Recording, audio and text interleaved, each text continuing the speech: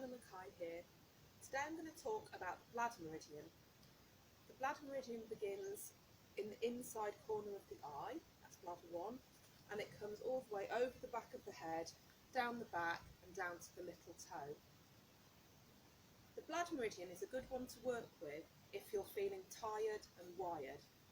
So perhaps you've been trying to organise screen time for 4 children while keeping on with your work this week. In that case, you probably need a bit of help from the bladder meridian. So to work the bladder meridian, we can come over the top of the head here, coming down the back. It helps us to regulate the nervous system, so it follows down either side of the spine. And a good way to work the bladder meridian if you're working on yourself is by tapping with a loose fist on your back, so like this.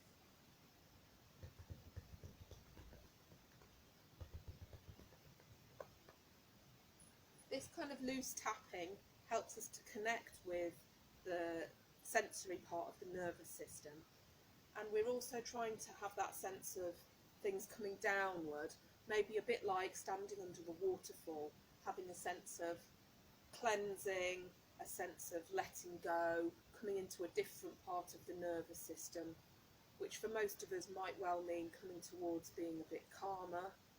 But for some people might also be about waking ourselves up and getting going, getting a bit of impetus, particularly perhaps if you're feeling like you've lost your kind of direction of what you were heading towards. A good point that we can work on the bladder meridian is called bladder 10. So if we follow this line round, it's where it comes to the base of the skull. So tucking under the base of the skull and leaning back into that point just a little bit. You might find this easier to do lying down.